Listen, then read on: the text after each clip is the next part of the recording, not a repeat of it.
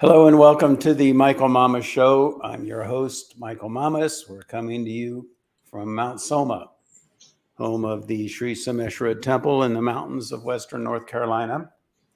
This week we posted two podcasts. I did a little talk with some guests who came to Mount Soma, visited the temple. So we're posting that and also what you're listening to now. And so you can listen to both of them if you'd like. I wanted to be sure that the essential knowledge of, really it's the essential knowledge of life and existence was really clear in its structure and in its nature, because it's so fundamental to everything and gives so much insight into all aspects of life and certainly all the different religions, you know. And so the idea is, first of all, that there is a fundamental basis to existence. And a lot of this will be reviewed, but it gets deeper and deeper. You know, there's a fundamental basis to existence. And that's the one thing out of which all things are born. It's the field of pure isness. It's the field of pure oneness. It's the field of pure consciousness. And from the perspective of the relative, you can almost say that it's flat. It's why? How can we say that it's flat? Well, it's beyond thingness. You can't touch it. You can't grab it. You can't taste it. You can't feel it. It's a little bit like the sun, I guess you could say, because you know the sun is there. You can feel its warmth, and it is the source of why everything grows and why this planet is alive and all. But at the same time, you can't really touch it, but you can feel its influence, you see? And the influence from our own personal experience, because see, it's the essence of all things, including our individuality. So the influence of it as it radiates through our being from the Atman, from the essence of our being, and radiates out through all levels of our being, our thoughts, our feelings, our emotions, everything. We can sense it in that way. And that sensing of it is what we call the soul. Again, you can't touch the essence, just like you can't touch the sun, but you can feel its radiations. And we can feel that in our being, and that's what we call the soul, okay? Now, that's true of all living creatures. And we know it's something precious. We know it's something exquisite, just instinctively. Even earthworms, you know, there's a sense there that it's something they want to protect. It's just spontaneous and natural and organic. And it is the source of all life. And the degree of our health, not just our physical health, but also our emotional health, our mental health, our psychological health, all aspects of our health, is dependent upon the degree to which that the strength of that soul, that value, is radiating through our awareness, through our physiology, through our being. It's a little bit like you can compare it to a tree. A tree is healthy if it's nice and firmly rooted into the ground, into Mother Earth. Like that, we're healthy if we're firmly rooted, firmly connected, firmly cognizant of that, you could say, the divinity within us and functioning from that place. And the way that came about for individuals, you know, Darwin had a good portion of the equation in that he knew we evolved. But what he didn't really know is that we evolved because there was this underlying basis of coherence that was infusing coherence, infusing harmony, if you will, infusing divinity, infusing our own true nature within all aspects of life, our individual aspects of life and all of nature. And so that's the source of our health and our wisdom.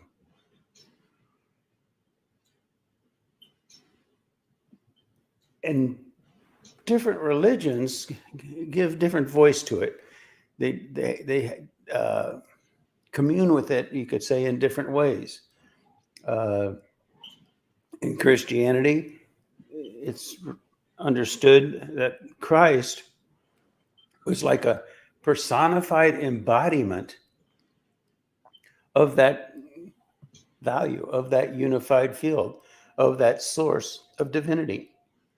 It was the embodiment of it. And there's only one. There's only one source. There's only one. That's what Jesus meant when he said, I'm the only way. But it's important to understand that there are different aspects of that Christ value, of the Christ.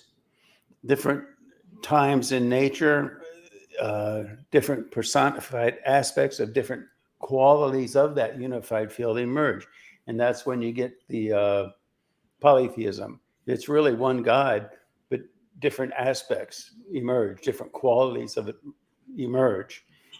Each quality is an embodiment of the totality of it, like each flower is rooted in the same Mother Earth and is dependent on the wholeness and the totality of the earth to sustain life and all that. But different values of it are brought out more fully, the difference between a rose and a daisy, And so those different values are called, you can call them different laws of nature, if you wouldn't. You can call them, and then they have different names, but it's all names for the same thing, just different aspects, different, you could say, viewpoints, different interfaces with that same one thing. And that's where you get Ganesh and Krishna and Shiva and all that. Mother Divine, Durga, Lakshmi, goes on and on. Okay? So we talk then about a value system. And we try to find rules, if you will, that give us a value system. But what makes a person moral? What makes a person healthy? What makes a value system valuable? Well, really, it's a function of how the degree to which that value system is in harmony with nature, Mother Nature, with the unified field, with God, with that one thing that's a source of everything. And if we understand things in that way, then we get away from the idea that it's some sort of mystical doctrine, and we understand it in a very natural, very real, very pragmatic sense, a sense that everything can understand. It's just natural law, the laws of nature. It all emerged out of that thing and living in harmony with that one thing. In the Vedic tradition, they call it Chaitanya. Living in harmony with that means you receive the support of nature because you're living in harmony with nature. And it's that value that is infused into all of existence that propelled evolution of species in a given direction. You see? Now, we could use a lot of different examples here, but let's talk, because it's so much in the forefront now in the world, it seems, certainly in the United States, the idea of conservative versus liberal. And based on our identities, our notions that we cling to, some people are more conservative, others are more liberal. And at the same time, it's clear that you can be too conservative, and then you get into what, I don't know, ISIS, the Taliban, that kind of a thing. It just, way over the top in that direction. And then also the pendulum can swing the other way, and it's just way too liberal. But and way too liberal, I don't know what, these days there's so many examples. I mean, the idea that men can get pregnant. I don't know, Scotty, what's some other extreme liberal ideas, the way to make people everybody wealthy is just to print more money. I don't know. There are just all sorts of examples, and you can come up with them yourself, I'm sure. But see, here's the thing. And even giving examples is dangerous, isn't it? Why? Because we become identified with that perspective, and we believe then that that's natural law. And if everybody was just more thinking the way we were, be it liberal or be it conservative, the world would be a better place.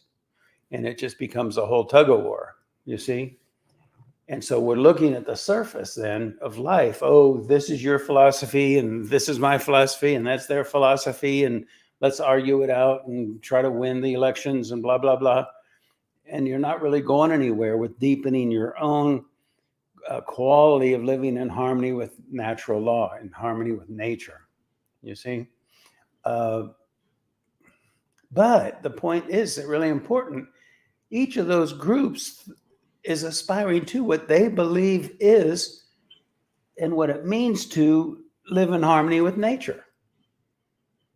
And so how do you know? How do you know which value system is more in harmony with nature? Well, because you see, you're not going to find it within your own value system because that you think that's it. You got the answer. Just everybody has to live that way. Why can't these other people see it the way I do? Then everything, the world will be fine, you see? But we can see examples in Mother Nature that can kind of give us a sense of what it is. You look at a tree and it's rooted in Mother Earth. The more we get rooted into the depth of our own being, the more we live in harmony with nature. The more we flourish, the stronger the tree, the healthier the tree. Same idea. And then if you want to get into the...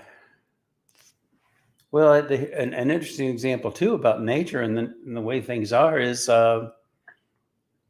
this whole idea about racism versus cultural integrity. There is such a thing as cultural integrity in that birds flock together. You'll see a whole flock of crows all together, and it's just natural. Birds of a feather flock together, you know. And then we get into our head trips, and there's some degree of truth to it, of course, because see that natural tendency, when it goes insane, it's no longer cultural integrity; it becomes racism. Racism is just cultural integrity gone insane, over the top. And but our heads get in the way. And we try to integrate everything and make it all integrated. And just when you get to at some point, you're ignoring the idea that birds of a feather flock together. And now, Scotty, did you hear there's a housing development, I guess, outside of UC Berkeley? And only people of color are allowed. Whites are not allowed in there. Michael, I'm wondering, do you think this would operate better if we looked at these two things not as it's one or the other, but it's like some combination? Like, in other words, some conservative operators work better for these things. Some liberal operators work better on these aspects. And even on the same thing, there's some degree of liberalness and some degree of conservativeness. Yeah. And it's the harmonized integration of the two. Right. And you can't find, yeah, that's right, Scotty. You can't find your way through it with just pure intellect, because you can justify anything with the intellect. Right. You can't find your way through it just through pure emotion, because, you know, the Taliban is very emotional about, we know what God wants, and ISIS, they know what God wants, and everybody knows what God wants, and the liberals decide they know what God wants, the conservatives decide they know what God wants, and so on that level, it doesn't work. Right. It doesn't work, and you have to. And so, how do you get that balance you're talking about, Scotty? Well, you know the answer. You get more firmly rooted in the divinity within your own being, that source of nature, that source of harmony with nature. You know, there's a thing I really enjoy. I think I've probably mentioned this before, and that is that a lot of the churches around, there are a lot of Baptist churches and churches around here, which I like, actually, and it's fun to look at the signs they tend to post. You know, Jesus is the only way is one. And that's true, depending on what they mean by Jesus. You know, if they mean the Christ, which is the unified field, Chaitanya, whatever, It's absolutely right. So the question, the point is that all these different things you see on the billboards, if you can look at them with a deeper level of understanding, and all these Bible quotes and everything, they make such beautiful sense, you know. But you know, a lot of people don't look at the deeper value of it. Yeah, it's not just about worshiping Jesus and then you're going to go to heaven or whatever. Well, more. See, that's interesting too, because you can do that. You could Yeah. you could just worship Jesus and be a complete devout Christian, and Jesus is the only way, and then go all the way to enlightenment with that. But then you're going to get into the thing where, when does a value system become a judgment system? When does it become a limitation instead of an expanding? So you can do it, but not if it somehow tips over into a fanaticism, you see? So really the only way to do it is to more and more fully live in harmony with your own true divinity, your own true divine nature that dwells within you. And that's largely a physiological thing. And I mean physiologically in the larger sense of the word, the psychophysiology, the physiology of the psyche. Our biases, our prejudices, our fanaticisms in whichever direction, liberal, conservative, whatever, is at some point, it's not about wisdom and insight, it's about fanaticism, you see? And there was another nice quote we saw. What was it?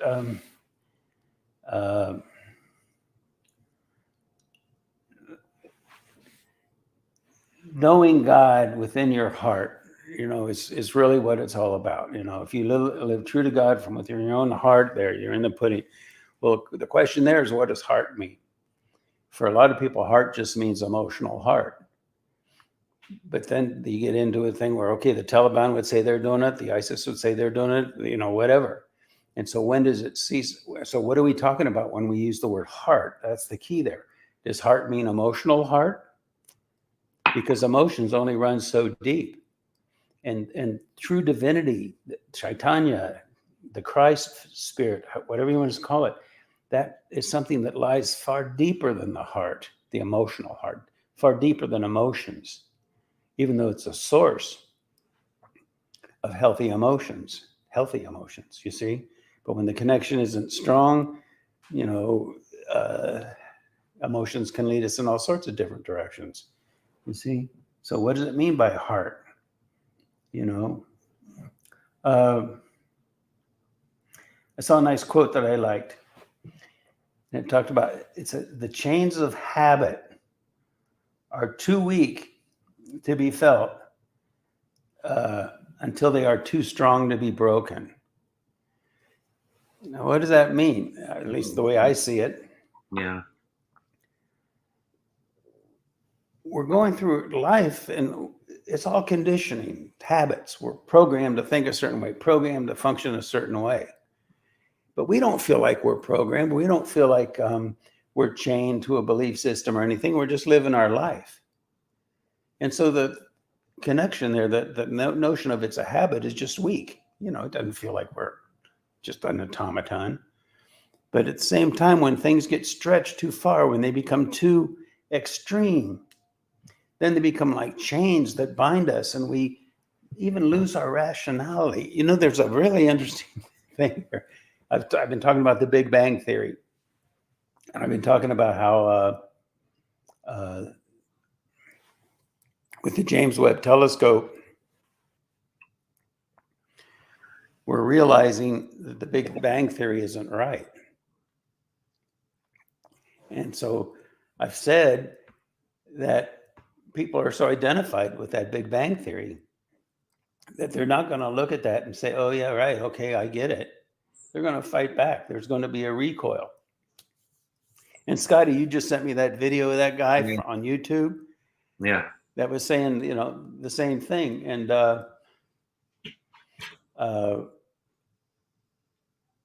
it was kind of fun. I don't want to get too much in the physics of it now, but it was kind of fun to look at his rationale behind it. Like, for example, he talked about how, you know how when you have your radio and you turn the dial and you hear static between the channels, you know, Scott? Yeah. Like that? Yeah. That's attributed to what's called the cosmic hum. It's the background noise of the the background noise, and in physics, it's like it's a microwave, and they're saying that came from the Big Bang, and so they said without the Big Bang, there's no explanation of that. The Big Bang has to be right. It's more proof for the Big Bang, but it's kind of a funny thing because when they first did their formulas for the Big Bang, they said, well, that's got to happen at like 50 degrees Kelvin, which is really, really cold. But then when they looked, they saw that there was a particular spike in the microwaves that would have been more consistent with 3 degrees Kelvin. So they tweaked their formulas to get it to come out to 3 degrees, which is kind of a backward kind of a logic. You see what I'm saying, Scott? Yeah. But now here's the other thing. Outer space is super cold. I mean, 0 degrees Kelvin is absolute 0 degrees. So 3 degrees is really, really cold. And if you take just a rock and you throw it into outer space, it starts emitting those microwaves that you pick up. If you're sensing the microwaves like on a screen, that's the strongest value of them. And so they're saying, oh, okay, see 3 degrees, and now we can tweak our formula, and now we get 3 degrees. Thing is, any rock that you throw into outer space is going to emit at 3 degrees those microwaves. And so it's just makes a lot more sense that those microwaves are coming from the fact that space is really cold. Is that making sense, Scotty? Did I say that? Yeah. And but you see, the identities they die hard, you know. And I've gone into a lot about the Big Bang and the idea of a singularity and that's where notions of Big Bang and black holes and all that come from.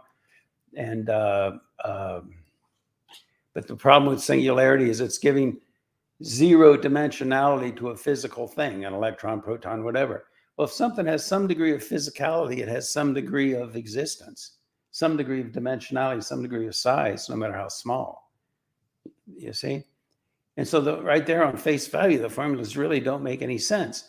But if you assume that something can exist in physical world and not have any dimensionality, and then you start cranking out formulas, you come out with things, like the Big Bang and that. But it really doesn't work. And then when you look in outer space, you see there are now physicists. I would even say the majority of physicists never really bought the Big Bang. Largely, the Big Bang, and this was astronomers. And a lot of times the physicists that stood behind it were because they were in such an academic circle, like at Harvard, for example, that was so Big Bang oriented that just to not be a social outcast, you couldn't knock the Big Bang. But now with this James Webb Telescope, it's coming around. But again, attitudes die hard. And that's just one example from physics, but it goes across the board. It's how we function. It's how we function as a human being. And I think a big step forward an individual can take, or even if we could all do it, it'd be great, is to take a look at how our identities get formed. What's the source of our identities? A lot of it is just because we were brought up with a certain attitude, or our friends had a certain attitude, or we got indoctrinated into a certain attitude. What's that expression? Give me a kid for the first 5 years of their life and I'll give you a good Catholic, And now what they're talking about is, it's just in the news all over. They're trying to indoctrinate kids into a certain perspective of sexuality, or that you can pick if you're a male or a female, and men can get pregnant and all this stuff, and it's reinforced through indoctrination of people when they're young and impressionable, because that becomes their identity. And then that's it. You're off and running, But right now, the whole thing has just become so incredibly preposterous. I mean, everywhere you look, even within the government and all that, it's one blunder after another. Afghanistan, pulling out Afghanistan, huge blunder. going into Iraq, weapons of mass destruction, that whole thing. Huge blunder, millions of people dying. Vietnam, look what happened there. A huge blunder. The idea that you can print more money and it's fine if you just tax people more and the economy will be fine. That's ridiculous. Huge blunder. And another thing, and we talked about this, is electric cars. I mean, fundamentally, where does the power for electric cars come from? It comes predominantly from gas and oil. And it's an inefficient transfer, basic thermodynamics. So you're going to be, just right off the bat, you're going to be creating more pollution with electric cars. Maybe the cars themselves don't pollute after you get them to that point, but everything that went into creating those electric cars and maintaining those electric cars is horribly polluting. And then the whole idea, well, we want to go green. Okay, so we want to go green, so we're not going to produce gas and oil. So what do? We buy our gas and oil. Where do we buy it from? Countries that pollute even more than we do to produce gas and oil. And plus, then they have to ship it from the other side of the world in these freighters that burn all kinds of diesel and pollute hugely. I mean, it doesn't make any sense. And now they're talking about 2035. California wants to disallow manufacturing of any gas or diesel cars. And so they'd all have to be electric. Well, the power grid would have to be totally revamped. The power grid can hardly maintain all the electricity that's being used now. They're having brownouts and everything else. If all of a sudden all the cars in California have to plug into that power grid, it won't work. And even if you did have a power grid that big, if it's based on wind or solar, then when the sun doesn't shine or when the wind doesn't blow, they're going to have to rely on natural gas or batteries. And the batteries would be so huge in the pollution that was created from manufacturing these batteries that sat there dormant most of the time would be so vast. I mean, it doesn't make any sense. You know, do you get that, Scotty? Yeah, no, I think the technology is not there yet. You know? And the technology is not there yet. I mean, that'd be great if we could come up with a technology that had no pollution whatsoever. That would be wonderful.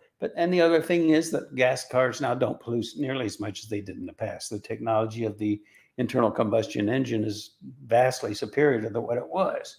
But here's another thing that bugs me. You look at these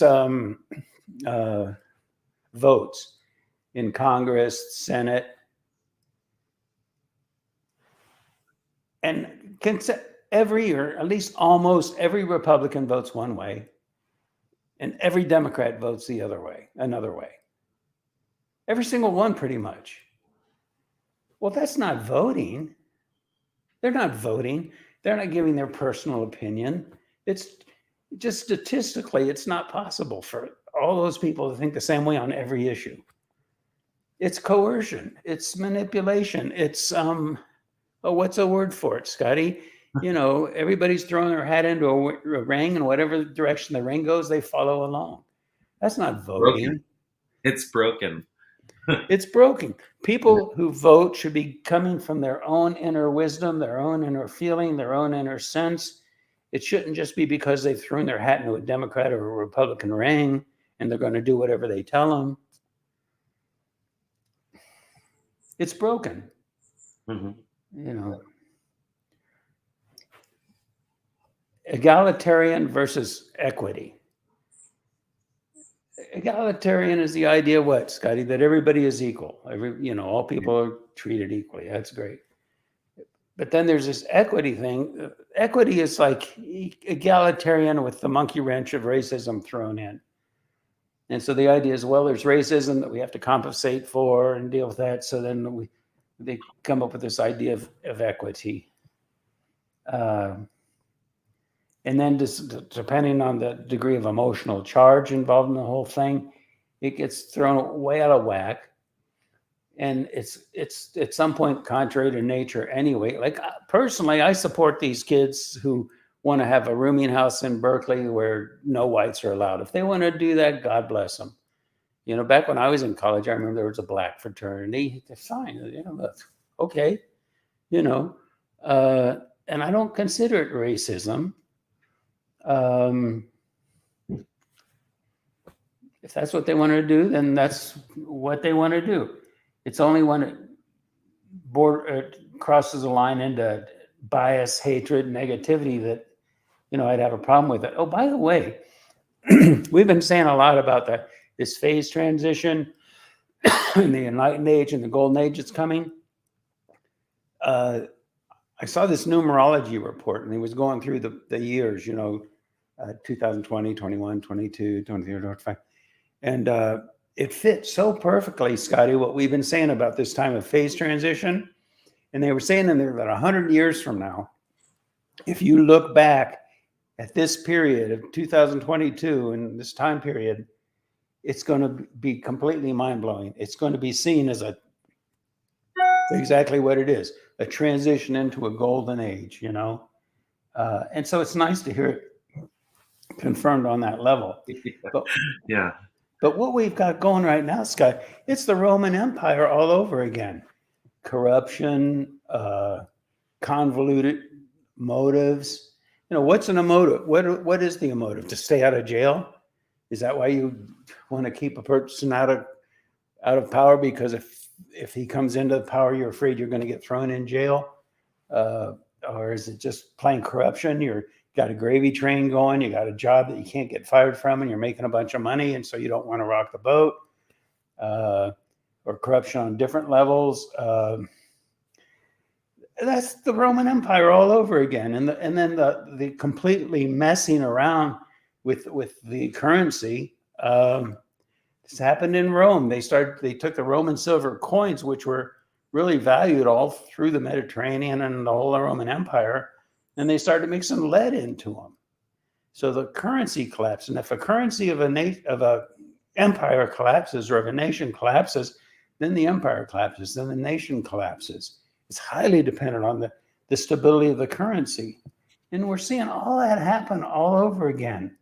It's horribly frustrating,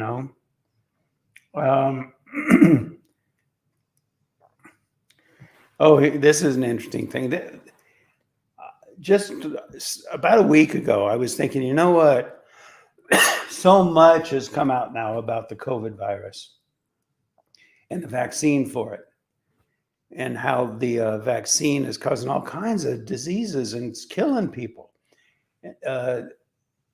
Even in Europe, they're noticing the 2020 number of deaths, 2021 the number of deaths, 2022 the number of deaths.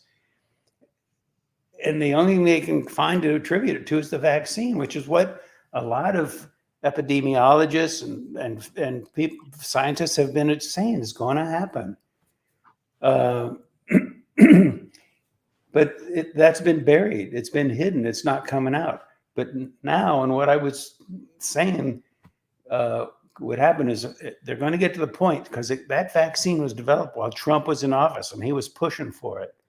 And so what's going to happen is, if they can get it labeled the Trump vaccine, they can attribute it, it's Donald Trump's fault. Then what's going to happen is all this knowledge that's out there about how the vaccine is hurting people is going to come out. But until that can be done, the people in power right now are going to bury that knowledge, which is horrible. But that's just the way it works. That's the nature of the ancient Roman Empire, And that's what you're talking about with each party. Just all they're interested in doing is destroying the other party, so they can be and saying whatever it takes. And it's terrible. It's like they're rooting for the plane to crash, and instead of like, okay. But that's a broken system. That's why when they came from England, everybody said, hey, let's go across this ocean and get rid of this old system and start the new one here, fresh. Yeah. It's a little bit like that thing you were talking about. I don't know if you talked about it on the podcast or not, Scotty, but about the rats, and what was that? And as they gave them everything they wanted. Yeah. They did this experiment, and they gave them all the room they needed, all the food they needed, everything. and everything was fine for a while, but then all of a sudden everything started to go haywire because, I don't know, I don't know if there's just not the natural competition for things or whatever, but they stopped breeding, you know, and And the whole cannibalism, I think you said. yeah, the whole thing just collapsed, Yeah. you know. And I think we see that when a culture gets too fat. I remember seeing it with Japan. When was that? Back in the 80s, I guess it was, when they were Yeah, really booming. And then they became really prosperous. And then this generation of kids came out that were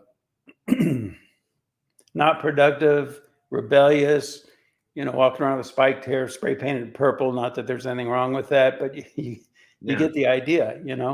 And so, and like World War II, everything was going great in the United States, pre-World War II, and people became complacent. And then they saw on the radar the Japanese Zeros coming to bomb Pearl Harbor, and they were like, "Oh, just don't worry about it." So there is something to that. It takes some. Well, and they even talk about how the children of really, really wealthy people tend to be non-productive and unhealthy, psychologically, emotionally unhealthy. Uh, so yeah, Scotty, there's something to it. Roman Empire all over again, yeah. Too much Yeah, of anything can be bad, right? too much of anything. Yeah, that's right. Yeah. All right. Well, that's where the world's at. Uh, you Yeah, know, and we have to face it because it's not like, oh, those people over there. It's how people function. Uh, uh, I remember, and I think I maybe mentioned this, but I was talking to a Jyotishi friend of mine in New Delhi, and I told him, "Oh yeah, I'm starting Mount Soma. I'm going to move to Mount Soma." He said, "You can't do that." I said, "What?" He says, "If you do, they will destroy you." And I was like, we're creating all this coherence, this harmony. It's such an effort of goodwill, and we're going to be enlivening that unified field value, that Chaitanya value, the Christ value, welling it up through humanity. Uh, and then the principle came up: positive attracts negative. And it's amazing that it happened. And I learned from it. I learned really what I learned was how careful you have to be. And I think in a way, because this was just the first phase of the development of Mount Soma, I think on a mini level, this happened in a way as a kind of a wake up call or a training, so that the next phase will be more attentive to it and manage it in a way that is not difficult. It's things will flow. You see, so it's all very interesting. That one quote of Ronald Reagan, it was actually, but I think applies, and I think it's funny. He said the most dangerous words in the English language. Hello, we are from the government, and we are here to help. I don't know, made me chuckle. yeah, And then the whole thing with Mar-a-Lago, I mean, that's another thing we can get into. And just to say it briefly, I mean, all the same people that were head of the Department of Justice and the FBI, none of them got fired because of the Russia conspiracy thing. None of them got fired when they found out that the Hunter Biden computer thing wasn't a Russian conspiracy, but it was actually true, but they buried it because they didn't, purely political reasons. oh, Michael, did you hear um, Yeah. Zuckerberg was on Joe Rogan, and he asked Zuckerberg about that, and Zuckerberg told him that the FBI called him and told him that this was Russian. You got to be careful, or like Yeah. squash this because of it being Because this. of, because of the political interest in protecting, the status quo. It's Yeah. just goes back that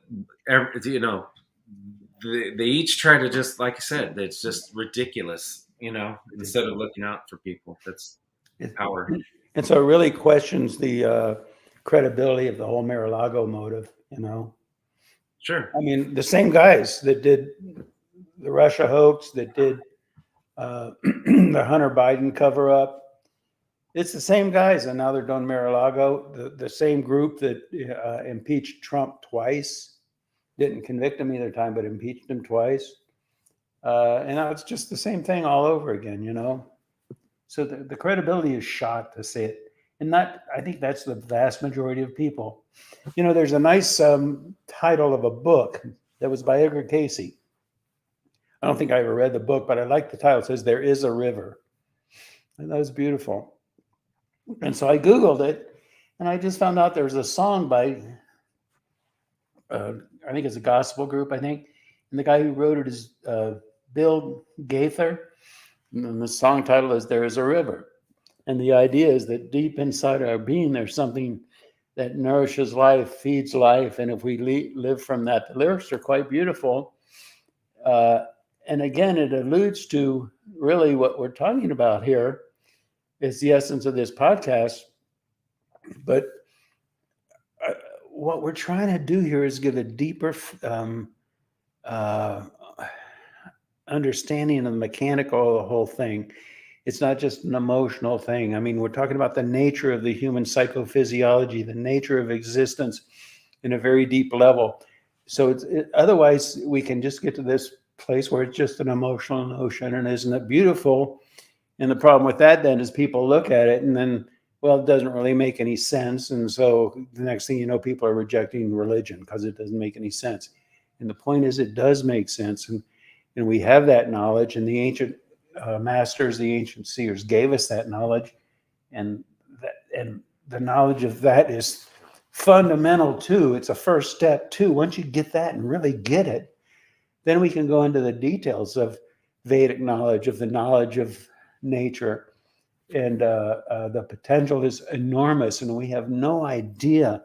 We vastly underestimate the potential of what the world could be like if we lived in harmony with natural law.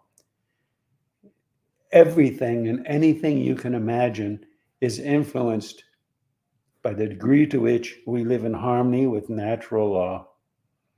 The only limitation of that is your imagination. And that's what we're trying to bring about here at Mount Soma. According to the ancient seers, if we can complete Mount Soma, the enlightened city, it has the potential to transform this whole continent. And through this continent, the world, really. And so that's what we're doing. All right, well, enjoy the little talk I gave with the guests to the temple, to Mount Soma, if you'd like. And thanks for listening, and we'll talk to you again next week.